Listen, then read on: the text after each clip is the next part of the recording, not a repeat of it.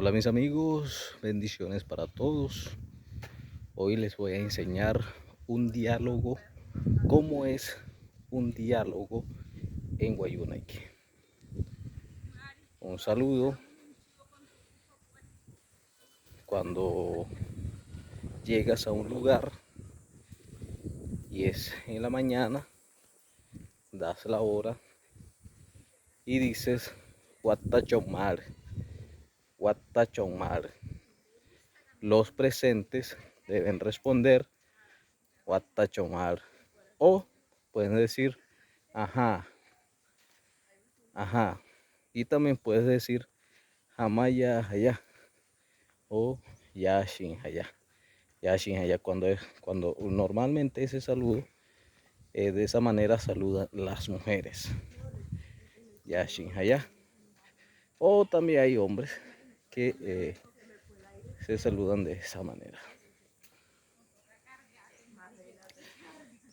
Bueno, encuentran una persona y le preguntan por su nombre. Kasachit Puneria. Si alguien les pregunta por el nombre, por tu nombre, y la persona te dice Kasachit Puneria, tú le respondes Tanuria. Por ejemplo, si a mí me preguntan, me preguntan de la siguiente manera, Kasachit Puneria, yo respondo Tanuria Rodri López. Tanuria Rodri López. Mi nombre es Rodrigo López o Rodri López. ¿Y tú? ¿Y tú? En Guayunaiki, cuando es un hombre, le respondemos de la siguiente manera. Hamapiakai. Hamapiakai. ¿Y tú? Y si es una mujer, le respondemos Hamapiaka. ¿Y tú? O le preguntamos Hamapiaka. Cuando es un hombre, también le preguntamos por su nombre, Hamapiakai. ¿Y tú? Hamapiakai. Y la otra persona también debe responder Taneria. Si es una mujer, vamos a colocar que vamos a imaginar que ella se llama María. Entonces ella va a decir Taneria María o María. Taneria María. Y si es un hombre, respondería de la siguiente manera. Taneria José. Taneria José. Mi nombre es José. ¿Cuántos años tienes?